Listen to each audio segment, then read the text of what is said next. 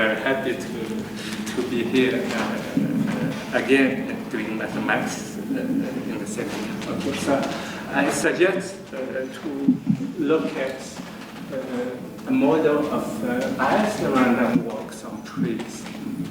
And I'm particularly interested in the so-called slow movements. So we are going to see that the movement of my random walk will be very, very, very slow. Certainly a lot slower than most of the random walks you have ever met so far. And it's based on joint work with Gabriel Faho, Yuan Hu, and Marc Pierre in Paris. Unfortunately, Marc Pierre left us 2014, and he was not necessarily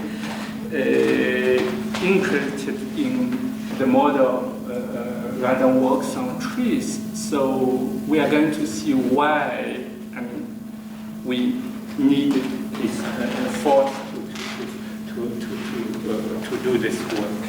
But let me first start with a few elementary things which are well known for quite a long time. It's about one dimension of random walks.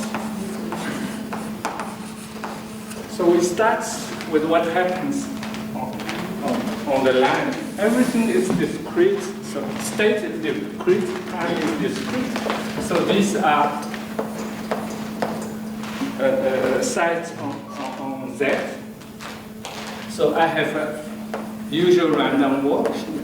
Everything is nearest neighbor in my talk. So at each time you stay just 1 unit of time, then at the next step you visit your neighbor on the right with probability P, or you visit your neighbor on the left with probability 1 minus P. And that's and you repeat forever. Okay. So that's a very simple and fundamental probabilistic model, and I guess everybody remembers what you learned when you were a student. So as an undergraduate student, you already knew that if P is exactly 1/2, so which means that you have equal chance at each step to visit either of your neighbors, then the walk, okay, I'll write x and the position of the walk after n steps, it will be recurrent in the sense that it hits whatever site on the line as often as possible. So you wait for your walk somewhere on the line, let's say here, and you are sure that with probability 1, the walk will come back again and again too. Yes? So that's the so-called recurrency. And okay, if I were a physicist, then I would say that okay, my statement would be a little bit more concise. I would say that, okay, xn is roughly speaking square root of n. Of course, this is not exactly a mathematical statement. As a mathematician, I would say that, okay, xn divided by square root of n converges weakly to a Gaussian distribution. Yes? But, okay. I think everybody see what I mean. If P is different from 1/2, then the walk is transient.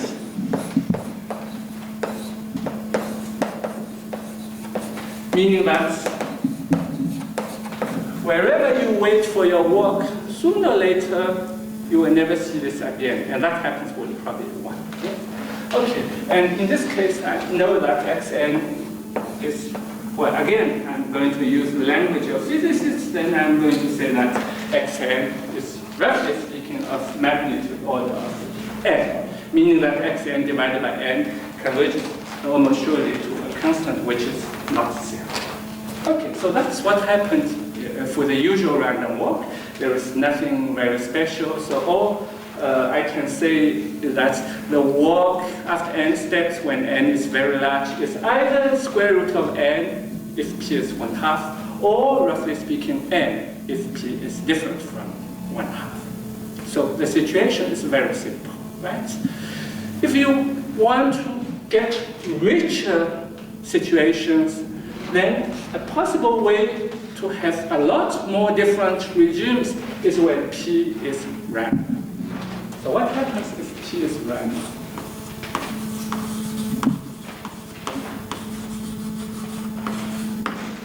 So, okay, let me start with an example. If you find the example very simple, then what I'm going to talk about in the rest, you will find it as simple. So, again, I'm going to make a random walk on the line, except that, okay, you are going to do the random walk. But in the previous case, very simple case, I mean, every time you just say, okay, with probability t, I'm going to the right, with probability 1 minus t, I'm going to the left. Now, this time the situation is a little bit more complicated because we are going to see that your transition probability p and 1 minus p will be random variables. So concretely, in my example, what you are going to do is first wait someone else to do the work. So someone else is going to give random colors to each of the sides. Okay. So let's say there are 2 possible colors. So the person is going to say, okay, I'm going to give this red color to this one, red, maybe green, red, green, red. So that's red, green, red, green, and red. And he does it to each side independently of each other. It means that, okay, you put just ID random variables to each of the sides. The random variable, the values are colors. They are either red or green. And let's assume that, okay, the probability that this person gives red color to each given side, let's say, 70%. And the probability that the side with green is 30%. So there are only 2 possibilities. Yes? Okay. Sorry. So far there is nothing very special, I guess. The situation is very simple. Yes? So you wait until the person will give a color to each of the sides. Yes? Now, once the person finishes the work, now it's your turn to walk on the line. And you can see the result of the person exactly as I can see all these colors. Yes?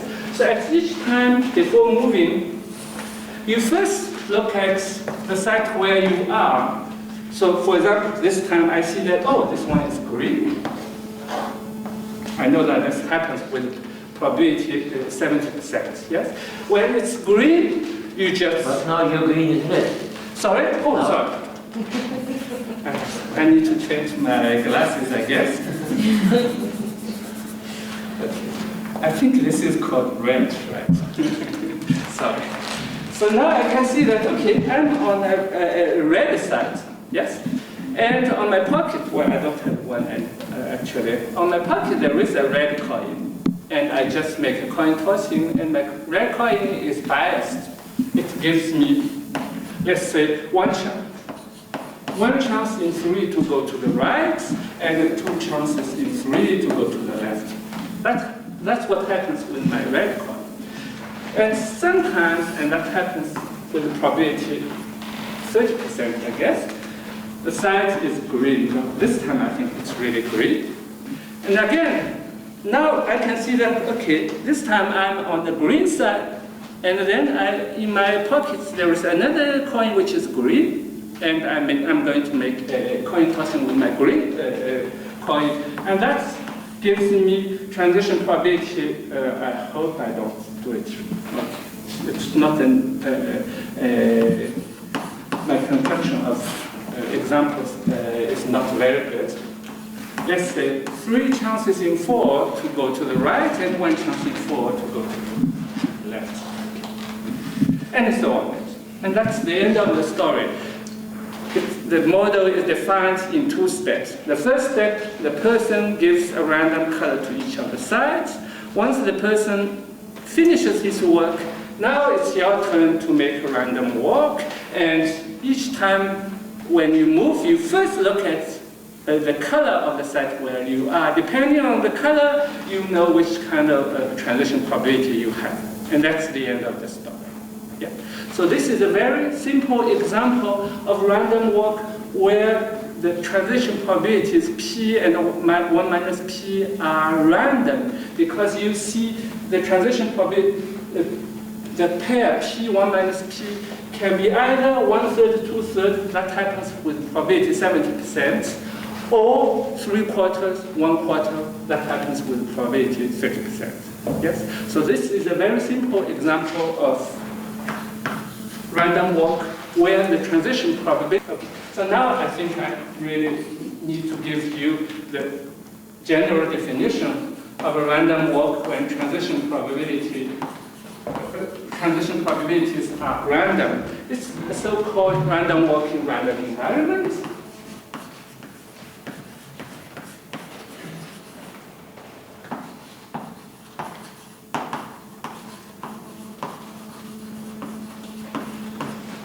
Of course, the expression is a little bit long, so I will write RWRE for short.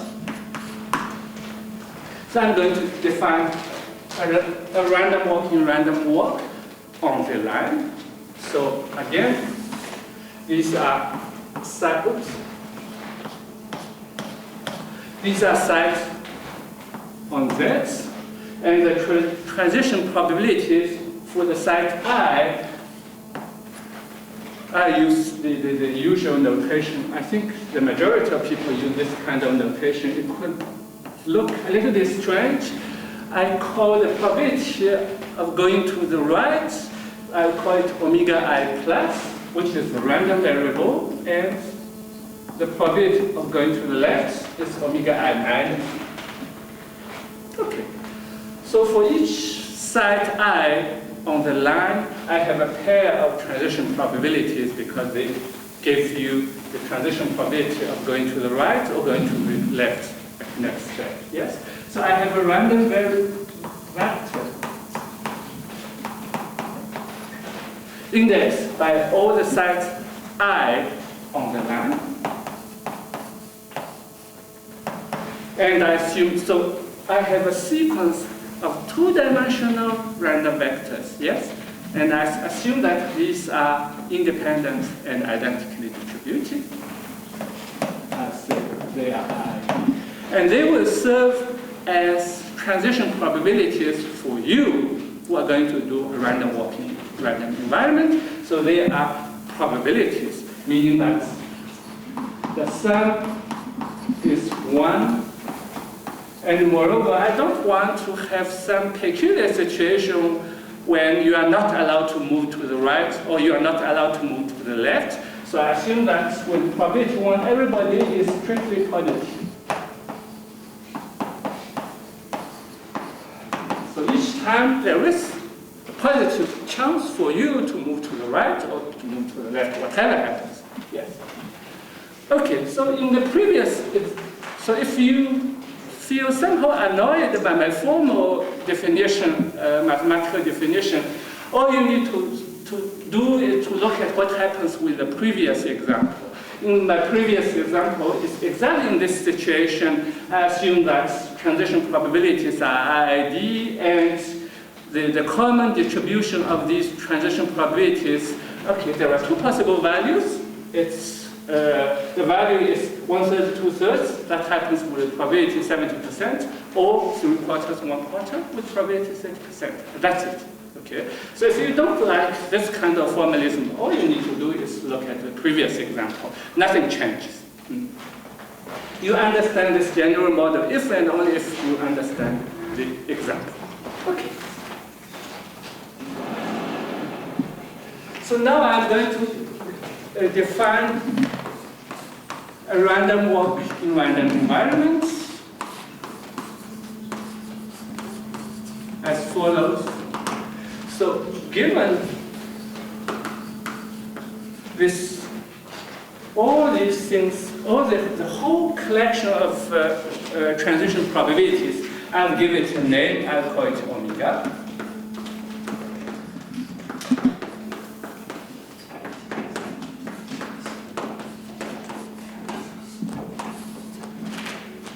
It means, so in the previous example, it's equivalent to say that if you know all the colors, yes?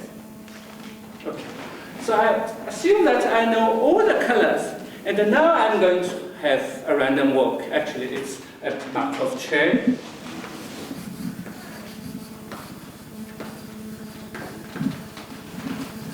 So if I want to know the distribution of a Markov chain, I need to give you two things: transition probabilities and initial state. Right?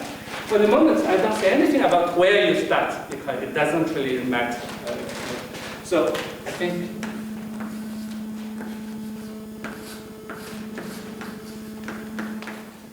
knowing that at some stage you are at some point x, and you want to know the probability that in the next step you are at some point y. Sorry, so I need to tell you what I mean by p omega.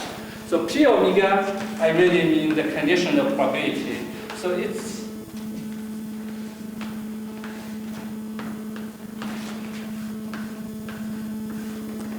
the probability from the beginning, but I need to tell you what the transition probabilities are. So in my previous example, it means that I condition upon the colors of the sites. Yes. Here I need to know what are all these transition probabilities. Otherwise, I'm not able to know how I'm going to move. Yes.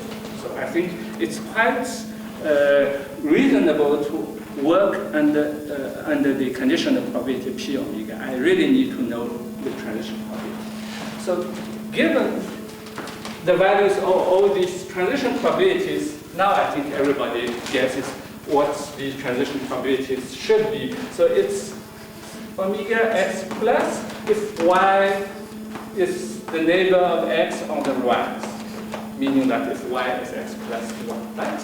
And it's omega x minus if y is the other neighbor, is the neighbor on the left, and according to my definition, there are no other possibilities. So if y is not a neighbor of x, then the transition probability will be 0. And that's it. So this is the formal definition of random walking, random environment, at least on the line. Well, but I think the previous example somehow looks a little bit nicer, right? These are absolutely equivalent. Yes. Okay. So the definition of random walking, random environments is quite intuitive. It's quite simple. As long as you give the values of transition probabilities, all you have is just a brave Markov chain, nothing else. Yes. Except that from technical point of view, the transition probability omega, actually they are not the nicest things you can have in the study of the behavior of this Markov chain. It turns out that another quantity which is closely connected to the transition probability, which is a lot nicer, which I call potential.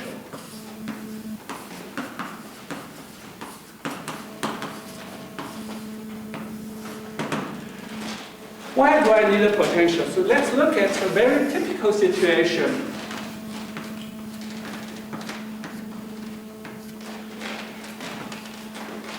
Imagine that we are somewhere on the line. I start, knowing that my random walk starts at, let's say, position x. I want to know where he will exit from this interval, either from A or from B.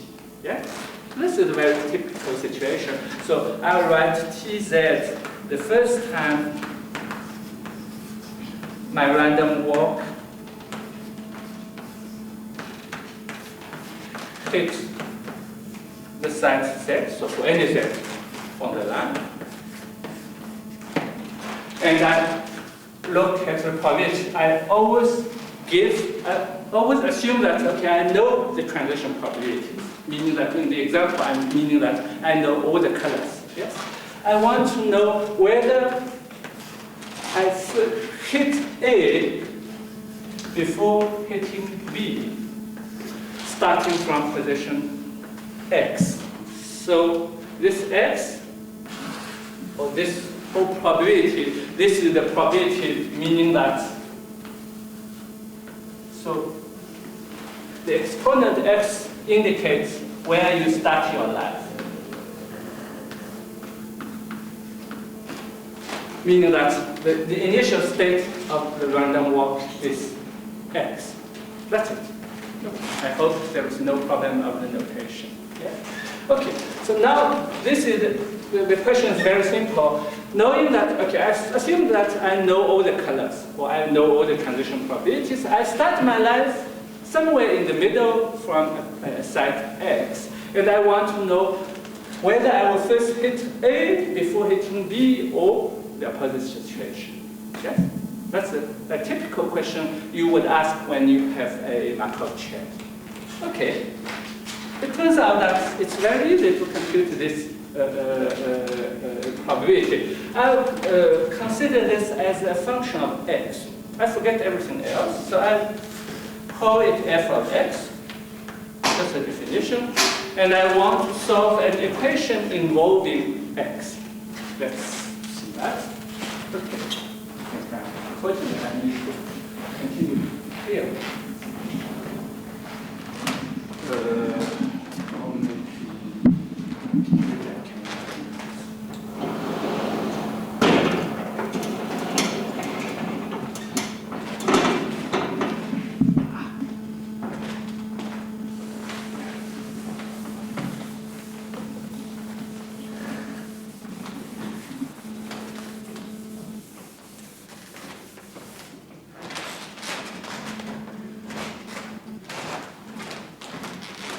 So f of x, by definition, is knowing that I start from x, I want to know whether I first hit A on the left before hitting B on the right. Yes? Okay. Actually, I'm going to make a discussion on, so I start from x. I'm going to make a discussion about where, what my first movement is. The first movement, there are two possibilities. It's either on x plus 1, and that happens with the probability omega x plus, or at x minus 1, that happens with the probability omega x minus. Yes? Okay, and that's it. So that's from a mathematical point of view, I'm using the so-called simple Markov property. Yes? So if the first movement is on the right, then at the next step, I will be at x plus 1, and the problem is exactly the same, except that now the problem is for the same problem, but I start my life at position x plus 1. So that probability is what I call fx plus 1. That's it. So that's the first possibility. Another possibility is that my first movement is going to the left. Yes? And again, now the probability becomes fx minus 1. So I have a very nice difference equation as a function of x. And of course, boundary conditions are very simple. F of A, so if I start from A, then the probability is simply 1. Yes, because I'm already there at A. And f of B is 0, because it's impossible to first hit A before B if I start already at my life at B. And that's so I have a very, okay, it's only one line, but of course it's a system of linear equation because that happens for all x strictly between A and B. Yes, so I have a system of linear equations with very simple boundary conditions. I guess everybody believes me. I'm not going to do the exercise because each time I try to do it, then with a positive probability, I commit some mistakes somewhere. Yes, but I guess you can, you trust me that I'm able to do this exercise, yes, and I can solve it. I can solve this exactly. I don't need the exact form of this solution. That's why I'm not going to write it here, but I'm going to write it when we are going to work on the trees, then I'm going to give you the exact solution. So I can get the exact solution in terms of something which I call capital V. Capital V is a random process indexed by all the integer number. While here fx involves only v of u for u between a and b because it doesn't involve everything outside of the interval. Yes? And now let me define what's v, and v is called the potential. Okay, I'll call it x again. It's the sum from 0 to x minus 1, the log of the ratio between the probability of going to the left and the probability of going to the right when I'm at position I. Let me remind you that these random variables are IID, so log of IID random variables, they are still IID. So I'm looking at the sum of IID random variables, yes? This is for x strictly positive. And for x equal to 0, I define v to be 0. And for x strictly negative, I define as minus sum I from x to minus 1. I hope I don't get it wrong.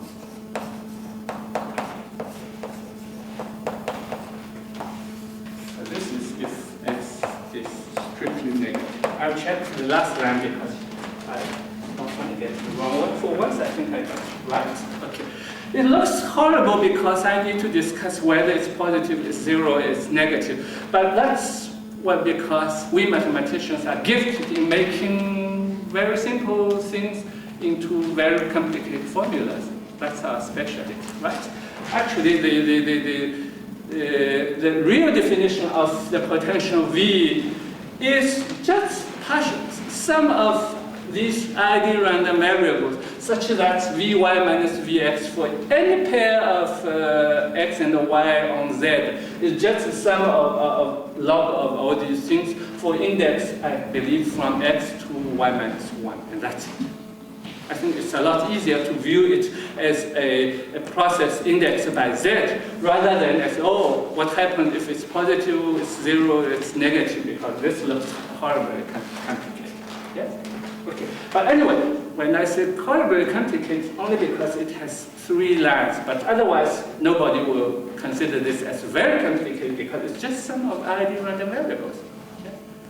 Okay. And that's it. So you can trust me that I'm able to solve this system of linear equations with the solutions given in terms of this process defined on the whole line. And this process is called the potential. Okay. Every physicist will tell you that it's obvious that if the potential of a site is very high, then the random walk is unlikely to visit.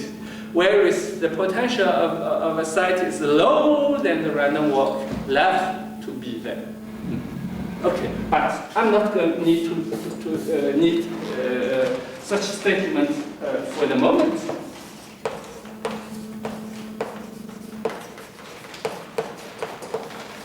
Let me continue with the basic properties of random walk. So,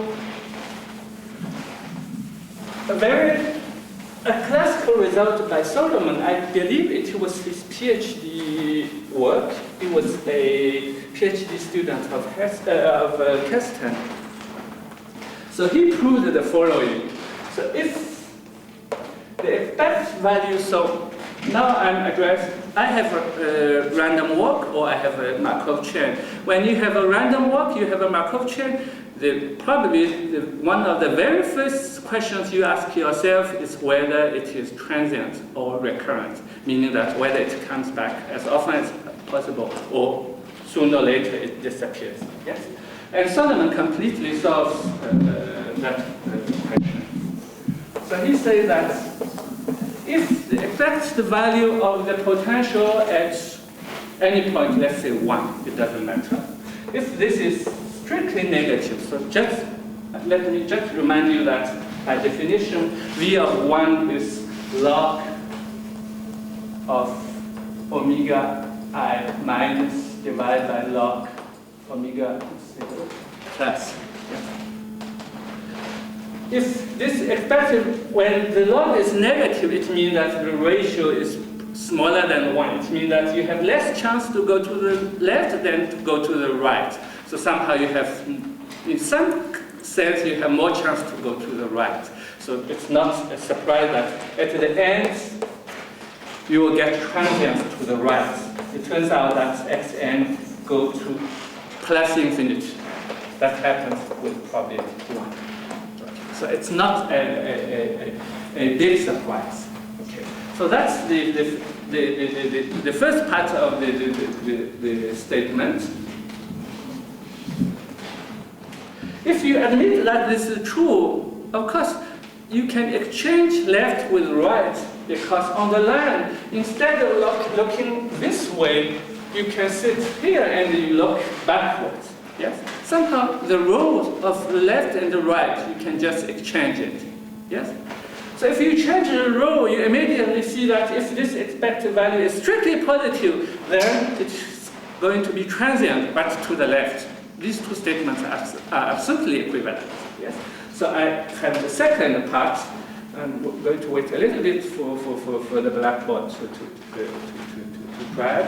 And there is this last possible situation is when this expected value is exactly 0. And it turns out that in this case, now you really have recurrence. It means that you can be everywhere. The upper limit is plus infinity, lower limit is minus infinity. So since it's nearest neighbor, so between somewhere very on the left, somewhere on the right, of course, you need to cross all the positions. So you are really everywhere and as often as possible. I hope I can. So the second line, which is equivalent to the first line, is that if the expected value is strictly positive, then it's transient to the left. And if it's 0, then the upper limit is plus infinity. And the lower limit is minus infinity. So the first two cases are transient cases, and the last cases is recurrent cases. If you admit that they are all true, then you realize that the three situations, for one, they are mutually exclusive. If you are on this situation, then you cannot be in either of the and moreover, the union of the three situations is you don't have any other choices. They cover all the possibilities. It means that actually all these arrows are double arrows. They are necessary and sufficient condition. Yeah. Well, assuming the existence of the expected values. Okay. So the Solomon result, I mean, it completely gives you what you want to know about transience or recurrence, as long as assume the existence of expected value of log of the ratio. Okay. I think one of the reason for which random walking, random environment became a very important topic was thanks to the following result of Sinai in 1982, saying that Sinai was interested in the recurrent case. So according to Solomon, meaning that the expected value is supposed to be 0.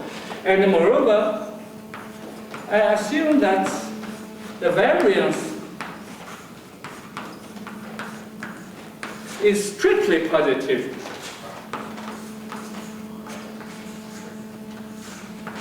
So the strict positivity of the variance, it means that the environment is really random. It cannot be simply 1/2, as we saw at the very beginning. So this excludes the case that P is just a constant 1/2. Yes.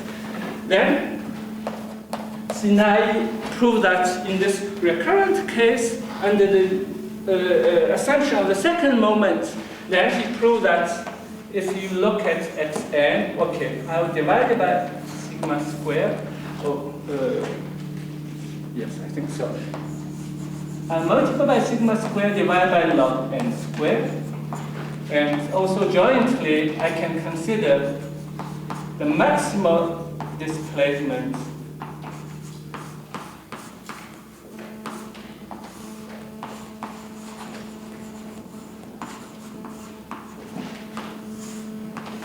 then converge in distribution jointly to something. It's explicitly known. I don't want to write down the joint limit because we are absolutely not going to use it. So all I wanted to say is that it is non-trivial in the sense that it's not a constant, it's not zero, not infinity, just a pair of random vectors. Because the second is certainly bigger than the first one, yes, and the limit doesn't depend on anything. So the law of the environment doesn't come into the picture here. So of course, the value of x depends on the law, but only via the variance of this potential and nothing else at the limit. So sorry, I forgot. So this was a very nice result in the sense that we realized that the walk is very, very, very slow because after n steps you see that, roughly speaking, your position is about log n to the square. This is very, very slow. Right? Okay. I think that's all I wanted to remind you about what happens in dimension 1. So now let's turn to the situation on the tree.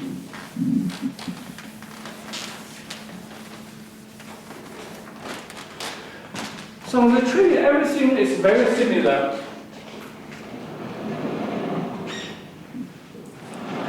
Again, the most important tool is the use of the potential. So on the tree, unlike the situation on the line, I'm not going to start with the same simple example, but I think you can imagine very easily what the simple example would look like.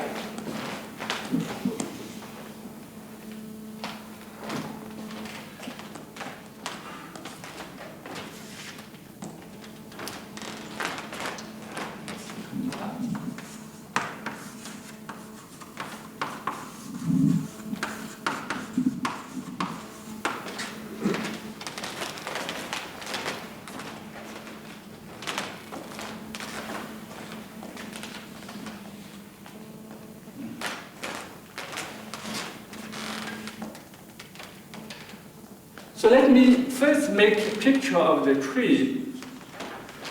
I guess whoever having tried to draw a picture of a tree would agree with me that the most convenient tree would be the binary one, right? Because it's very hard to draw a picture of a tree where you have a whole bunch of branches. Yes?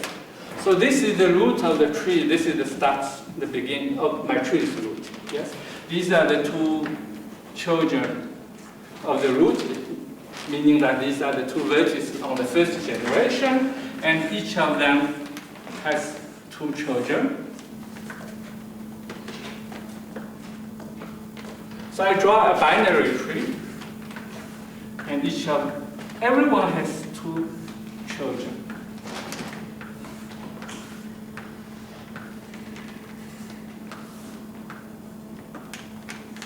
And so on. Of course, starting from generation 4 or 5, it's impossible to draw a picture. Okay, so again, exactly, so now you are again going to make a random walk, except that your state space is the set of vertices on the tree. So you start somewhere, let's say from the roots. And the next step, depending on the transition probability, you can be either here or there, right? And each time you have three neighbors, two of your two children or your father, except from at the root, you only have two children because it's a root, you don't have father here. Yeah, and that's the end of the story. So again, the tree, I'll give it its name, capital T for the tree. So again,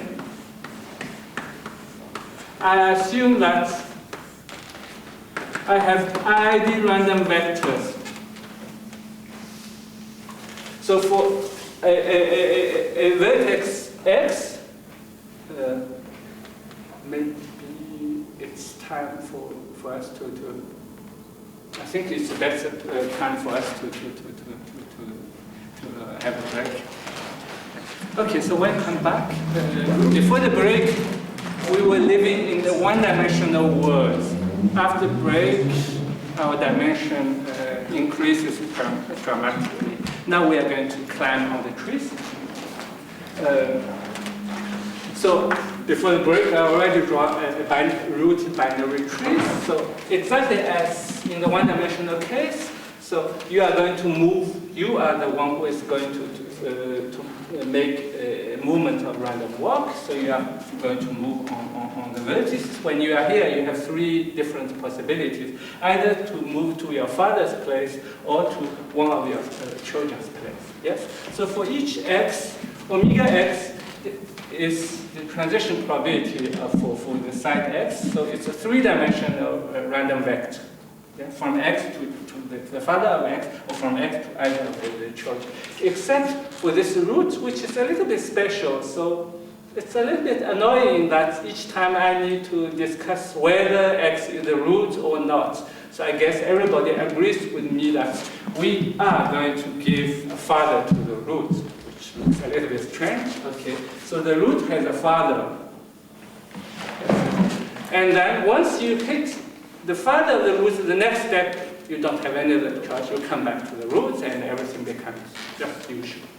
If doing this, then the root has nothing very special because the root also has a father. So the transition probability also is a three-dimensional random vector, either from here to the roots or to either of the children, right? So that I can claim that, okay, I assume that omega x, for x indexed by the tree T, it is a collection of ID random vectors, three-dimensional random vectors. By writing that, the father of the roots mentally, I don't consider it as an element of T. So this x, this T doesn't contain the father of the roots because the father of the roots is really very special. It automatically comes back to the root. Okay, so once I have the transition probability, now I can define the potential exactly as in the one-dimensional case. So I consider this as the definition of the potential. So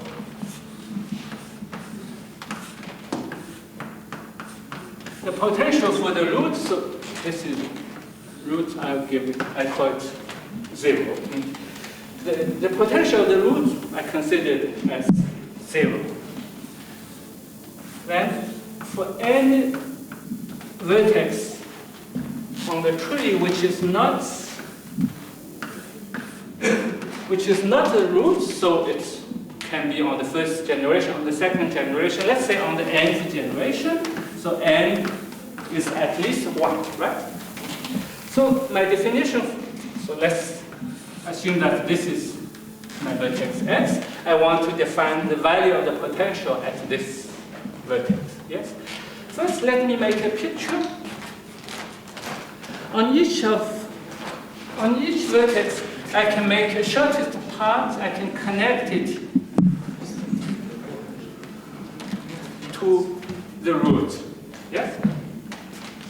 So I'll give it a name. The root, I'll call it x0. The ancestor of x in the first generation, I'll call it x1, x2, and so on. So by definition, x is what I call xn. Yes? Okay. And now, the definition of the potential at site x is sum I from 0 to n minus 1. N is the generation of x of log of the ratio of the probability. Okay. think I had better. Now let me.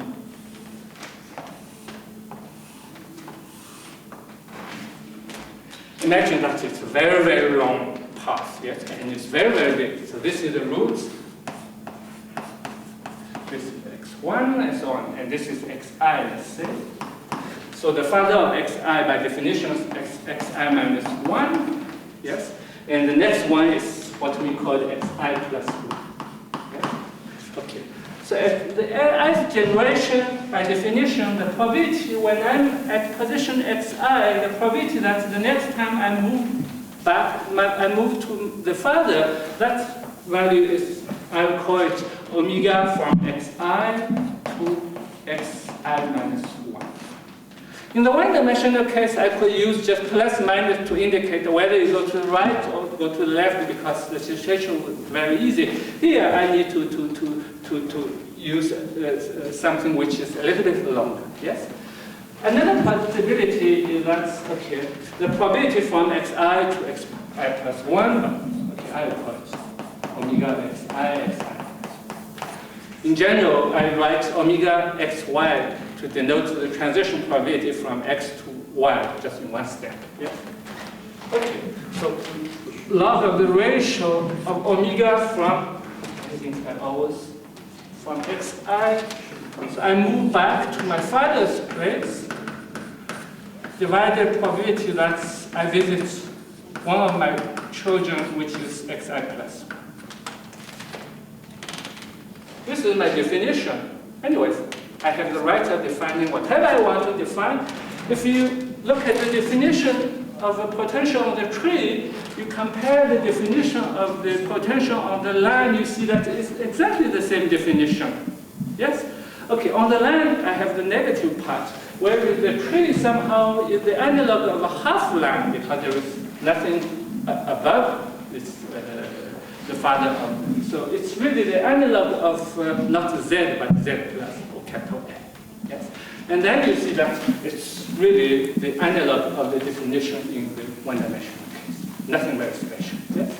Okay, I can define whatever I want to define, but I need to make sure that this thing is helpful for me. And we are going to see immediately why it is helpful. Okay.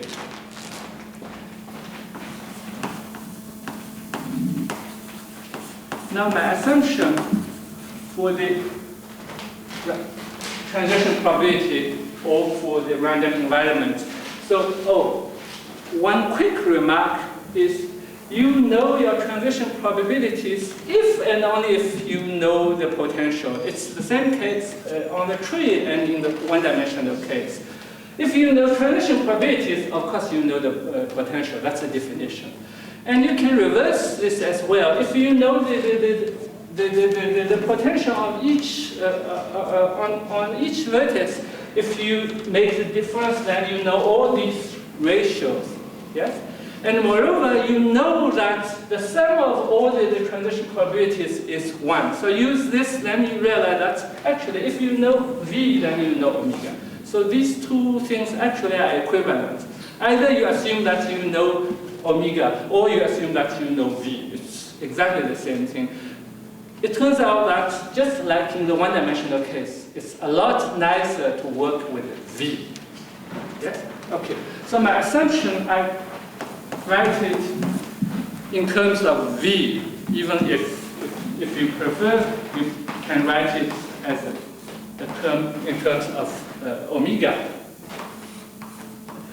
I take the sum over everybody in the first generation. So in my picture, there were only two. There were only two persons in the first generation.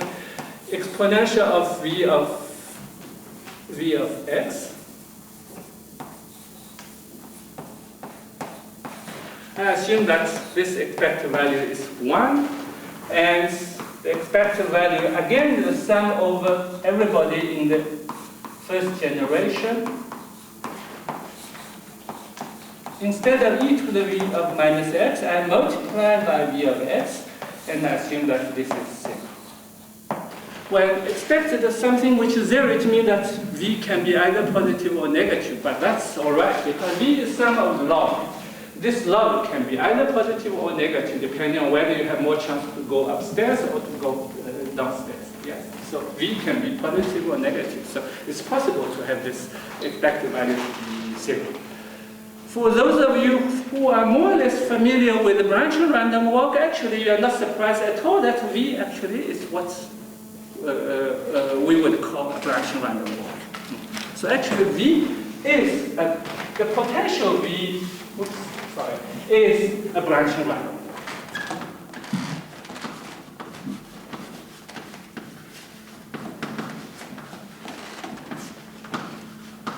Okay, if you don't like the idea, then you don't need to talk about branch random walk. So personally, this was the very reason for which I got interested in branch random walk, because somehow I want to know what happened to my random walk on the trees, and then I realized that I first need to understand what happens to the potential. On the line, the potential was very easy. There was nothing to understand because it was just some of ID random variables. So there was no problem at all. Whereas on the tree, somehow things become more complicated. The potential is this so-called branch random walk, and for which quite a lot of things were known, but quite a lot of other things were missing. Okay, so this actually is a standard assumption for branch random walk. So if you are familiar, then you are not surprised at all. If you are not, then okay, you need to agree with me. Okay, why not assume this? Yes? Okay. So we assume this assumption, which I call assumption star. And just to convince you that assumption star is very nice, is that assuming assumption star, you can have a lot of very nice properties for the potential capital V, which is a branch random walk. So I just recall, I'm not going to use any of these results, I guess, or at least not all of them, but I guess that will be sufficient to convince you that the assumption star is very nice, because you are going to have a lot of universality results.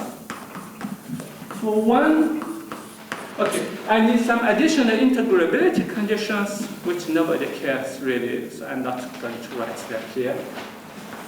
So under assumption star, it's known that actually the potential goes to plus infinity with probability 1. And that was proved by Biggins in 1978, I believe. Also, if something goes to plus infinity, of course, the natural question is at which rate. It turns out that it goes to plus infinity sublinearly. So you divide it by n, then it goes to 0 with probability 1. That's in another paper by Biggins, 1976. I think it was his PhD, and Kimman, who was his PhD supervisor, who proved that in under some additional assumptions.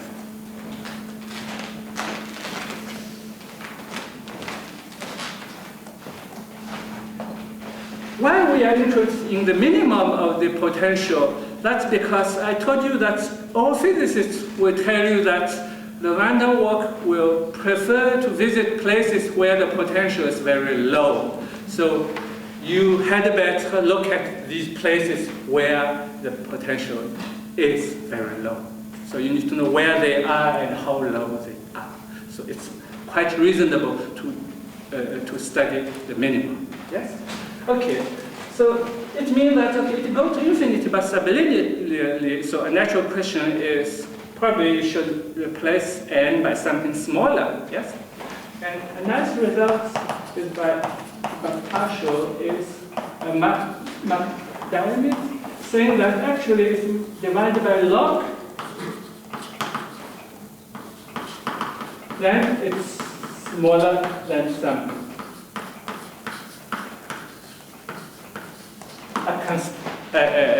finite constant, almost surely. This was due to McDaniel, I think in 1995.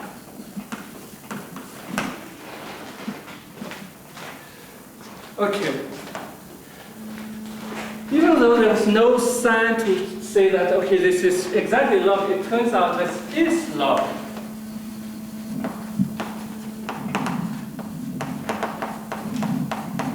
So the minimum value in the nth generation, actually, it converges in probability to 3/2. If you admit this, then I guess you are really convinced that, okay, this assumption is a good assumption because you see, you get a universality result at the end. You have a very nice numerical constant, which doesn't depend on anything else. Yes. So this is due to adaptability. And Bruce Reed, 2009. And Yu and myself, we proved independently. The two proofs are very different, and they are published in the same issue of the NLP. And okay, I think the most important, the most beautiful result is the following: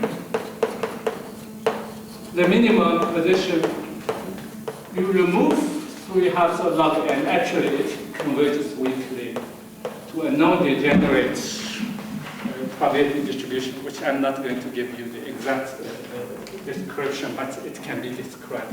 So this is due to Eddie a few years ago. Okay, you need some extra assumption here because you want to prevent the Gaussian random walk from doing some cyclic things. So you need a non-lattice assumption for this last piece. Okay, so actually all these things are known for branching Brownian motion to Bramson for quite a long time. So for branching Brownian motion, actually Bramson knew all this quite a lot of time ago, but somehow his proof doesn't work for branching random walk. Okay, so that's only about the potential. What we are interested in is about your movement, not only about the environment. The study of the environment is necessary because if you know nothing about the environment, probably you are not going to know anything about your movement. But my goal is to know what your movement will look like. So let me remind you two results for the movements of the random walk. So again, xn denoted as your position after n steps. It turns out that under the assumption star, the random walk is recurrent. And that's proved by Lance and Pimentel.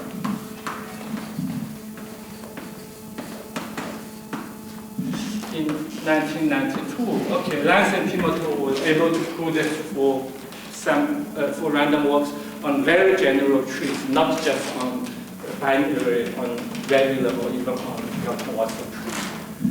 And when you're recurrent, it means that you wait somewhere, anywhere on the tree, you know sooner or later your walk will come back and as often as possible. So that's positive news. It comes very often. Some bad news here is that maybe you need to wait a long, long time. The expected time actually is infinite. So it's so-called no recurrence.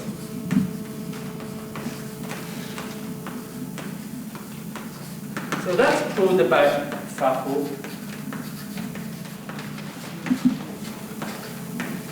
In 2011. So certainly it's going to come back, but it takes time. Somehow it's lazy, and we are going to see that this is not a big surprise because the movement is very slow. So here are the two theorems.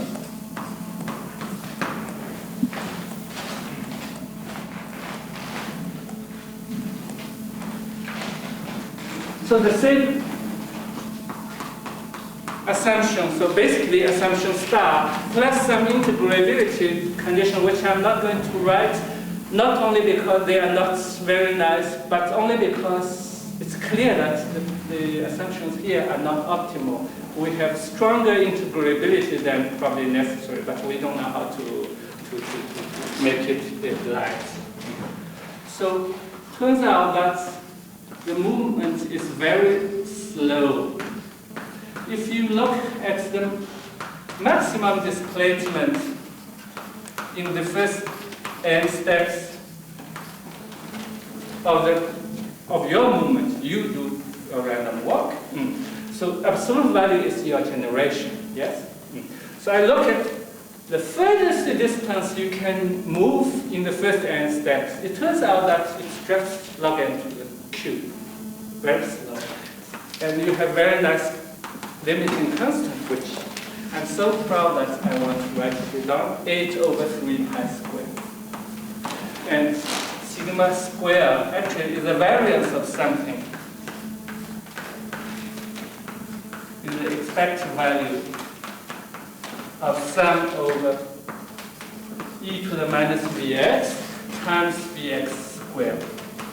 So for those of you who are familiar with branching random walks, actually sigma square is the variance of the associated one-dimensional random walk. It's not this. So that's the first result saying that, okay, in n steps, the furthest that you can move is roughly speaking log n to the q. Okay, very slow. The next theorem, exactly under the same condition, so the integrability assumptions are not optimal either. This time I don't look at the maximum, I just look at what happens in after n steps. In the one-dimensional case, Sinai proved the joint convergence for the terminal value and for the maximal displacement. Both divided by log n to the square, it converges jointly to something. It turns out that this here, this is not the case anymore. So for the terminal value, it's a lot slower. It's only 2, whereas there you have 3. So somehow typically after n steps, your distance is about log n to the square. But somehow in the middle, at some exceptional places, you suddenly get very inspired, you go very far. Well, very far meaning log n to the q.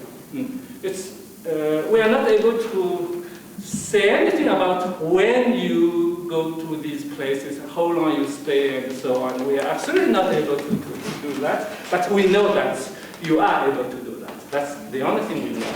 And then it converges in distribution. Of course, it cannot converge almost surely, because otherwise it would contradict the other one, to some non-degenerate random variable which we call y. And I'll give you maybe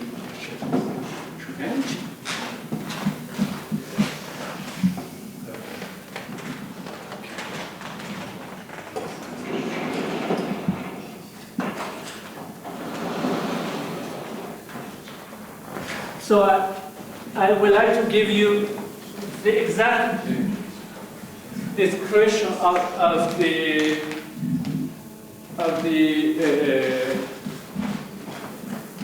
limiting law of y. I think I wanted to remove everything. I'm sorry.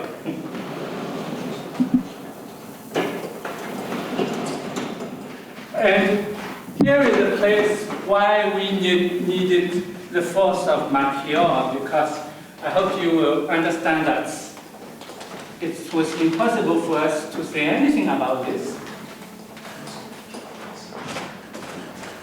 So the distribution of y is as follows.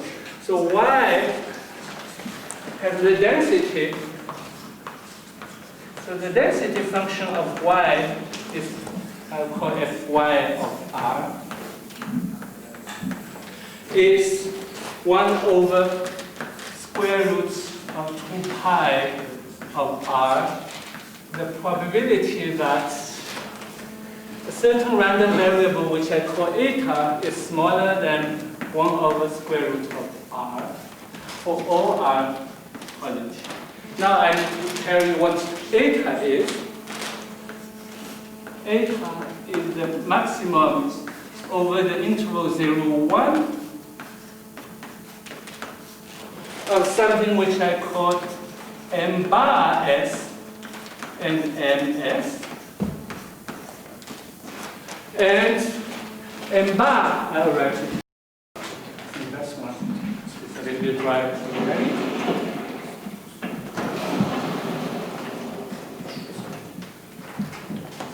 M bar S is the maximum over interval 0S of M. Okay, so it's the maximum, and I remove the terminal value. Okay, I need to tell you what M is. M is the so-called Brownian meander.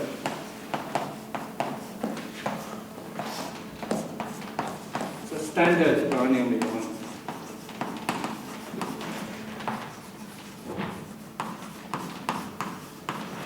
Okay, it means that you can define it. Okay, the definition is not exactly rigorous. You need to justify it. If you take the standard Brownian motion, capital B, I'll use the same notation for you. It's a standard Brownian motion on 0, 1, but you condition that everybody is non-negative.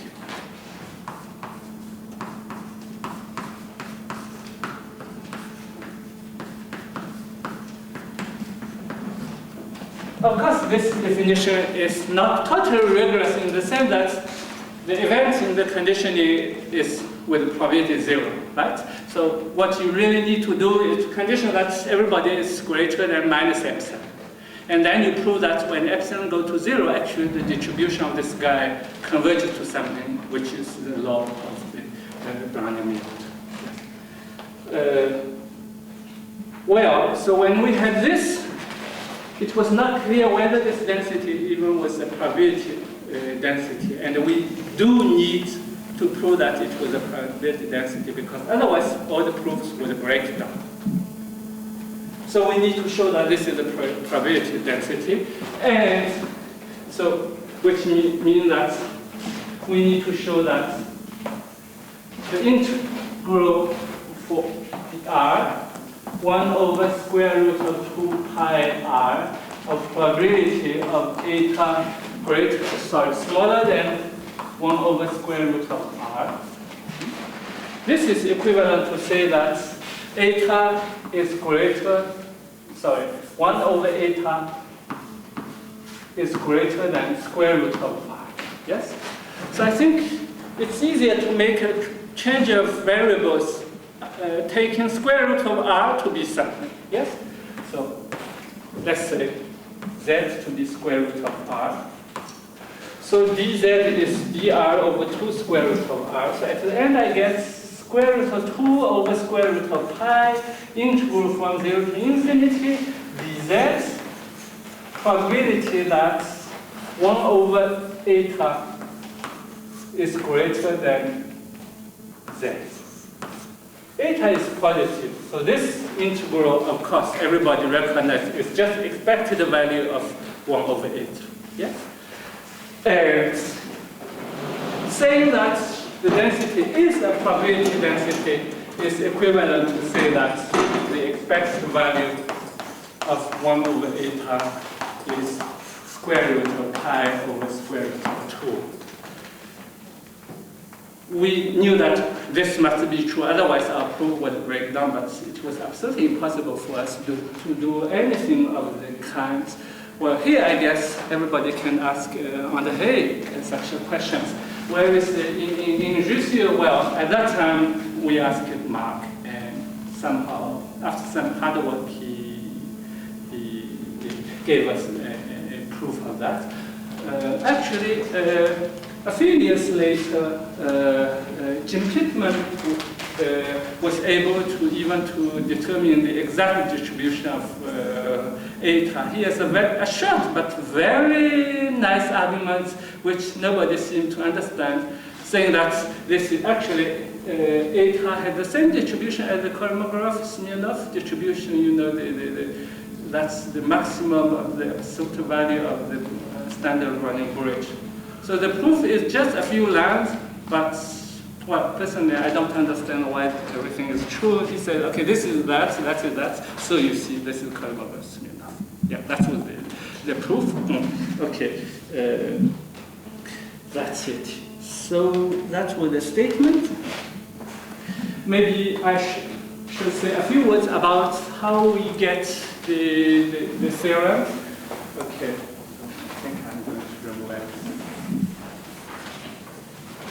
Let me convince you why the first one is true, because it's a lot easier.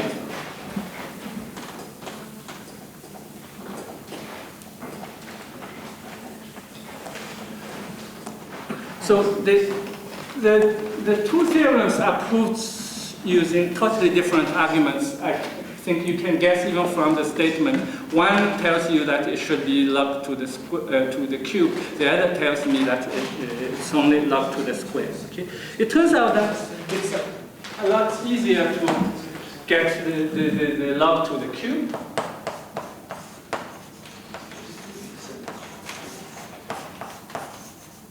So let me try to convince you why theorem 1 is true. So theorem 1 says that the maximal displacement, the furthest you can go is, roughly speaking, a constant multiple of log to the cube. Yes? Okay, let me try to convince you that. Okay.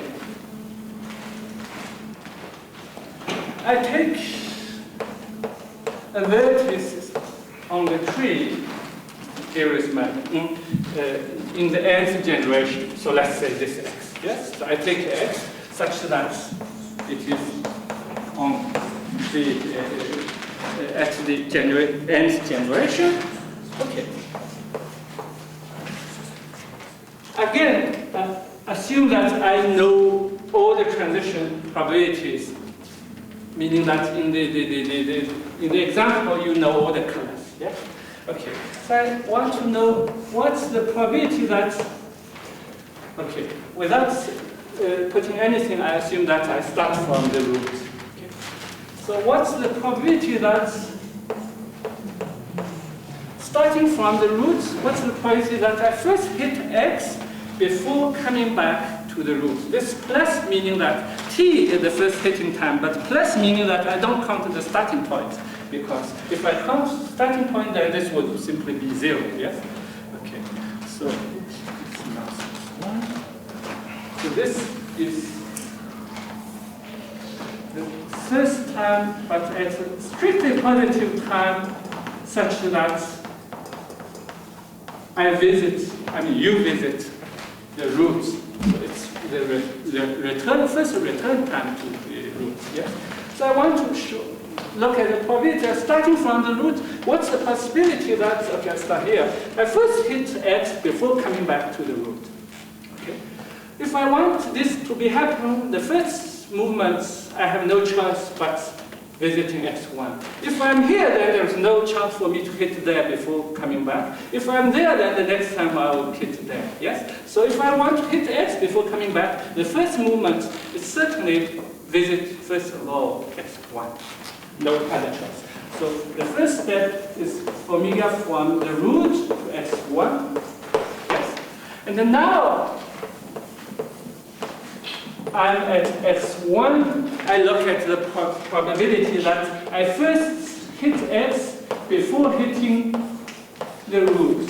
Now I can remove the plus because I start from something which is different from the root. Yes? Okay. So let me look at this picture again. I shouldn't have erased it. So this was the root, x0. This is x1, x2, and so on. Xn is f. So I start from x1 and I'm asking what's the probability of hitting this guy before hitting that one. Of course, everywhere I have I have other branch.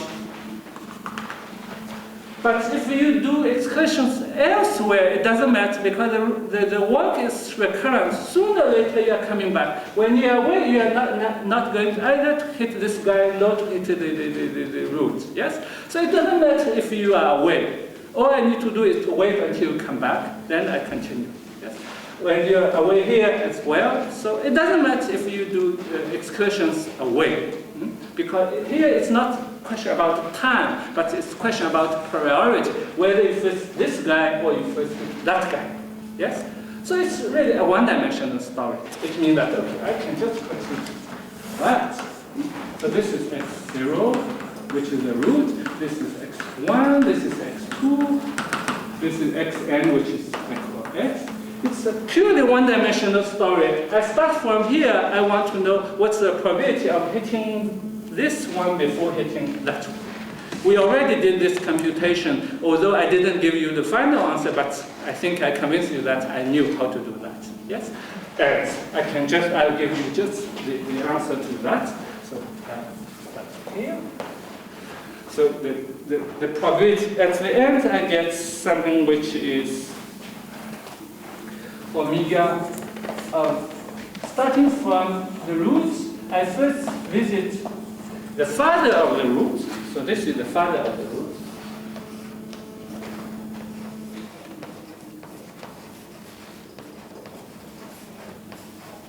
Divided by sum over everything from 1 to n.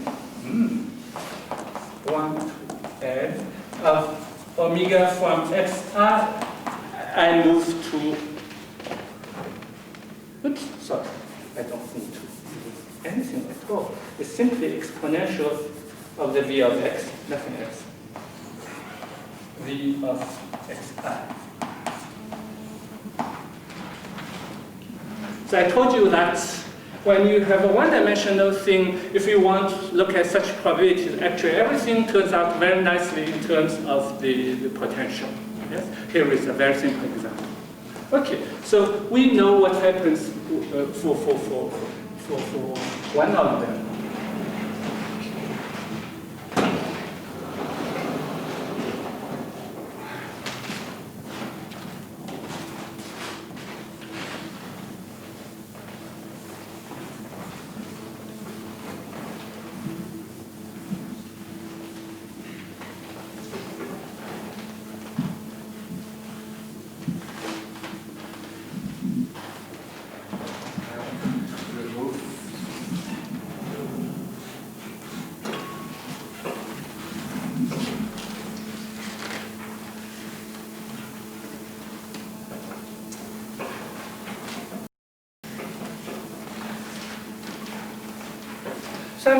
So I'm able to compute the probability that you first hit a given point before coming back to the root. Unfortunately, this is not exactly what I need. Because I want to know how far you can get in the first n steps. So it's not a given set which I'm interested in because there are so many of them, but rather how far of the generation I can go to. So what I'm interested in is rather, okay, not tx, the first hitting time at vertex x, but rather the first time I hit a generation, let's say generation n.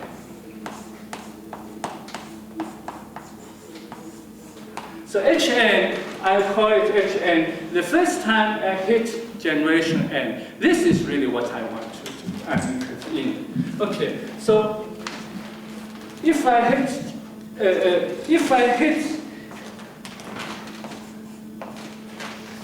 a point x in the, I think it's called x like that.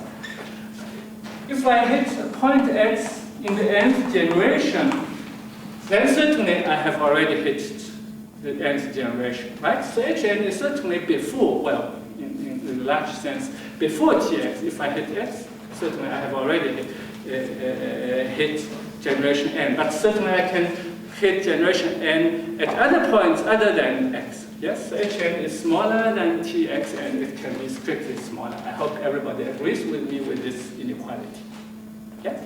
Okay, if we agree with that, so looking at the probability that I hit the generation n before coming back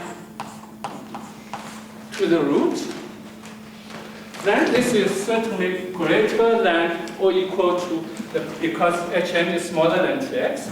So the probability that Tx is smaller than the first return time to the root. Yes? This is trivial, right? Because this is smaller than that. And this is for all x in the nth generation. On the left-hand side, there is no x at all. So everybody guesses that on the right-hand side, I'm going to take the maximum value possible for x. Yes? So this is greater than the maximum value for all x in the nth generation. Yeah. But that probability, of course, I already computed exactly, it's on this line. So I want to have a lower bound. So this is just random, a positive random variable, nobody cares. So I want to have a lower bound for this. It means that I want to have an upper bound for the denominator. Yes. So the upper bound for the denominator, so the numerator I don't touch at all because it's not harmful at all. The lower bound I say, okay, it's smaller than n to the e to the maximum value. Maximum I'll give it a name, I'll call it Vx. So Vx is the maximum value of V of xi for all I between 1 and n. Because everyone is smaller than e to the V bar, right? So V bar is the maximum value of the potential along this path from the beginning until x. Okay. So we know that this is greater than or equal to, so omega of phi. It's a random variable, positive random variable, nobody cares. I'll put max in the denominator so it becomes minimum n times exponential of the minimum value over all x in the nth generation of V bar of x. So I have a very nice inequality saying that the probability that's what happens during a single excursion, because I look at what happens before the first return to the root. So during a single excursion away from the root, I want to know what's the possibility that the height of the excursion is at least n. That's what I'm saying. Right? Let me repeat that. This is the probability that the probability that in the single excursion I go deep to the generation n. And I prove that this probability is at least a positive random variable divided by n to the exponential to the minimum value over the nth generation of the V bar of x. Yes? Very luckily, this minimum value, actually, the behavior is known. So this is a very nice result of Fong and Zhan.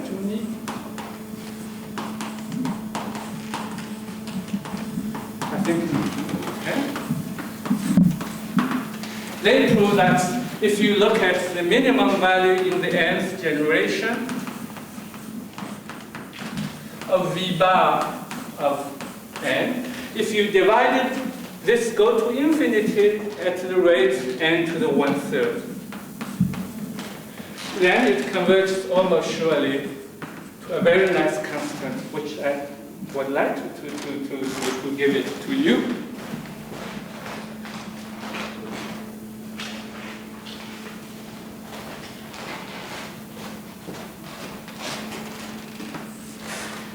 3 pi square sigma square over 2 to the 1/3. If you call it, let's say, theta.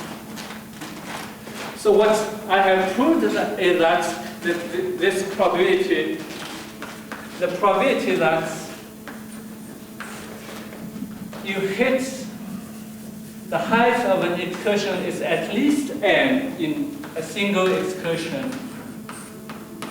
This is greater than exponential of -1 minus epsilon. I hope it's no, it's 1 plus epsilon theta to the n to the 1/3. For any given epsilon for n sufficiently large. N is ranked, how large depending on the environment.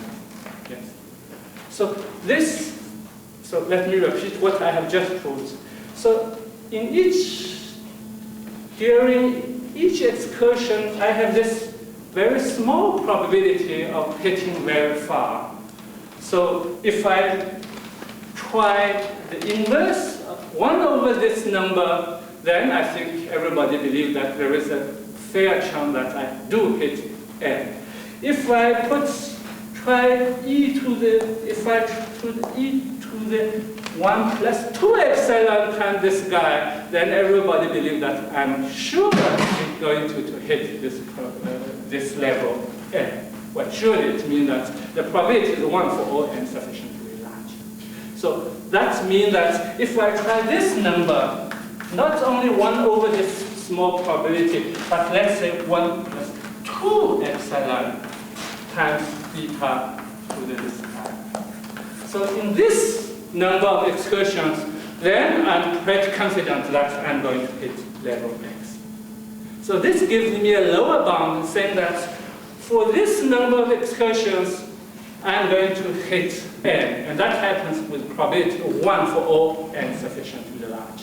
And that will give me, well, okay, you still need to do some work, but it's not a big deal. That gives me a lower bound saying that the lower limit of this guy is greater than, so what we have put is that greater than this one. Here I think it's theta to the square, no, 1 over theta to the cube. If you look at 1 over theta to the cube, you realize that it's not this one. It's 2 over 3 pi squared. So this is what we have proved. Well, I haven't given all the details, but if you use Fang-Zaitun's result and so on using this approach, then this is what you will have proved, that the lower limit of this guy is almost surely greater than this constant. And you see that there is still a factor 4 missing. And this factor 4 means that actually the approach is not optimal. So the true proof of this theorem, very unfortunately, is a little more complicated than the one, but I hope this is sufficient to convince you why we have this log to the cube story. So the log to cube story really comes from the inverse function of this one. Let me say just one word about how Fang-Zaitun got this 1/3 story. It's a story using a Russian specialty. They use a general result by Mogilsky, whom I met quite a few times, every time in St. Petersburg, whereas I understand that he is not in St. Petersburg at all. So it comes from an optimization story. Somehow so assume that you don't want to know what you need to put here. I call it Pn, which is very big, but I don't know what Pn is. It's an optimization. So for one, if you want to go large, then somehow it costs you exponential to minus Pn. And moreover, actually there is a story about mean zero random walk, the associated random walk to this branch random walk. And this more or less, you have the condition that the random walk in n steps, you are not allowed to get out from minus Bn to plus Bn And that's exactly Mobuski's story, and that gives you n over Bn squared. You are free to choose your Bn, and it turns out that the optimal value for Bn is n to the 1/3. And moreover, for Mobuski's story, you have some very nice constants, pi square, and so on and so on, and at the end you get this one. So that's how, okay. It's not a proof at all, but I hope it doesn't look as mysterious as it looked to be. Okay, so that was the first one. The second one, unfortunately, is, we ourselves took a lot of time.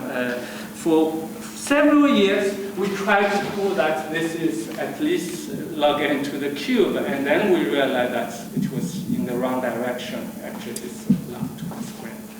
Thank you very much. Thank you. Вопросы?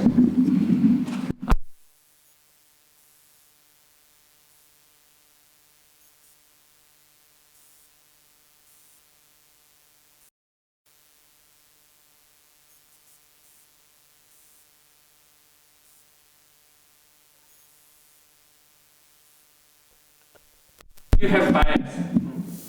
Just like your opinion, you are not exactly fair. It's not a fair random walk. You have bias towards some direction from the other.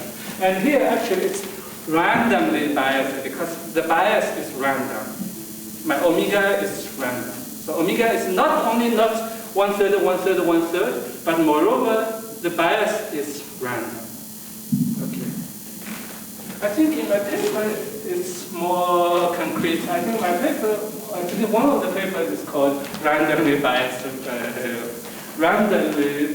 random walks. Okay, but there are too many randomness. Еще вопрос? My question is about distribution of random variables of beta. Yes. Is it known the Laplace transform of distribution? Oh, that's a very nice question. I was a little bit late, so I didn't have time. Okay, you have that. Okay. I didn't mention that at all because I realized that I was late. Actually, when I said, okay, we didn't know, we certainly didn't know, but someone did know that. His name is Leotsky. And a few times back, he was able to determine not exactly the distribution of eta, but a double Laplace transform. So yes, in terms of very complicated theta functions, and Marchial was very enthusiastic about inverting Laplace transforms and whatever. Usually, if it was able to do, then he would be probably the best placed person. He did some efforts. He claimed that he was not able to invert the double Laplace transform. It's not a big surprise. So I don't think this result can be used to determine the density function. Whereas Jim Pittman's proof, that's very elegant, only a few lines, but you need to know a whole bunch of things in order to understand this proof. So we have two different approaches. Leotsky's proof is understandable, but it looks hard to invert the double Laplace transform. Еще вопрос? What is the role of condition star? I mean, you convinced us in your lectures that for branching random walk, condition star is not a problem because Yes. you can reduce Sure. most of the motions to this Yes. case. But what does it mean for? For bias random walks on trees. Yes. That's a real condition. It means that if you have just used an arbitrary bias random walk on trees, I don't claim at all that I can do some simple transformation and come back to this. Which certainly is, you can guess by yourself. You see that my walk is very, very slow. But you certainly believe that there are walks on the trees which are a lot faster. So there are all kinds of other regimes where the walk xn, let's say, is n to some power, and this power can be anything between 0 and 1 depending on the distribution of the environment. And that was already the case in the one-dimensional case, which I didn't mention. In the one-dimensional case, I only mentioned Sinai's case because, okay, it was very beautiful. But before Sinai, I think Sinai was 82, and in 75, Hess and Kozlov-Spitzer, they wrote a historical paper, and they said, okay, it's possible to have n to something new, for new between 1/2, I think between 0 and, or even between 0 and 1. So everything is possible. So it's a lot for, if the environment is not random, then we saw at the very beginning that there are only two possibilities, either n to the 1/2 in the recurrent case or n in the transient case, and nothing else. So for random work in random environment, testing Kozlov-Spitzer proved that you can have any power between 0 and 1. And on the tree, actually, it's even richer than that. So I only talked about a very special case, but personally for me, it's the most beautiful case of the slow movement. But certainly there are all kinds of these regimes which I didn't talk at all. Еще вопросы? Yeah, just a little clarification. Can I ask you something? When you imagine this group of the theorem 1, you don't use ever the number of offsprings that is constant and it's always 2. Oh, okay. That's also a very nice question because I didn't have time really to give more precision on that. I don't assume anything of the number of the children. I've made a picture where a number is always 2, but it can be random. Yeah? Random then, instead of a root regular tree, you get a Galton-Watson tree. But I need the Galton-Watson to be supercritical. The expected number should be strictly greater than 1, because otherwise you are going to die somewhere and there is no asymptotics, right? So I need the Galton-Watson to be supercritical, and then if I'm allowed to die with a positive probability, then everywhere, whenever I say almost sure weak convergence, it's always on the set of survival. If I'm in a situation I die after 3 generations, then there's nothing, and it doesn't make sense. Yes? So whenever I talk about convergence, I always need to put myself on the set of survival. It means that actually, instead of working at probability P, actually, usually people write P star and the probability P, but you condition on survival. So actually, all these convergence things are on the survival set, which is certainly obvious. Thank you.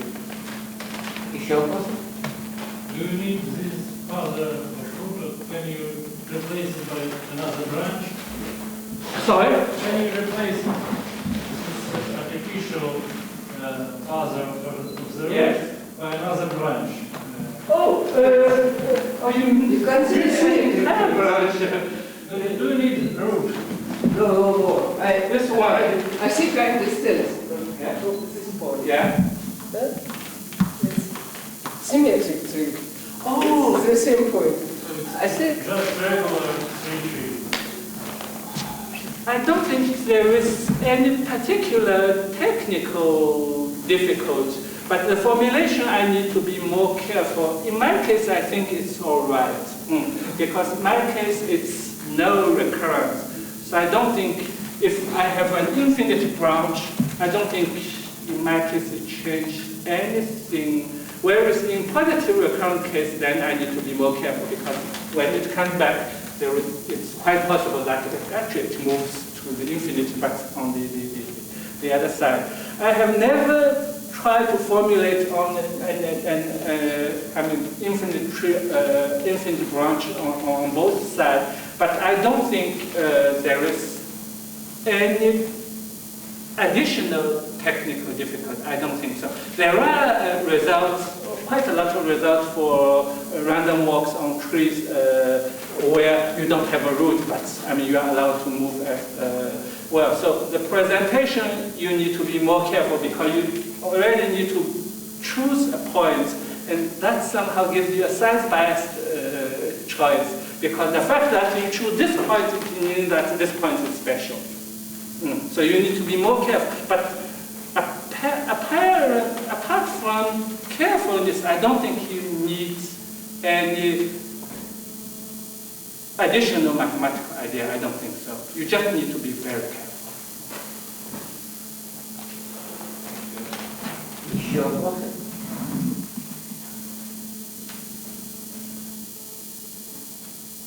Okay, thank you very, very much. Thanks.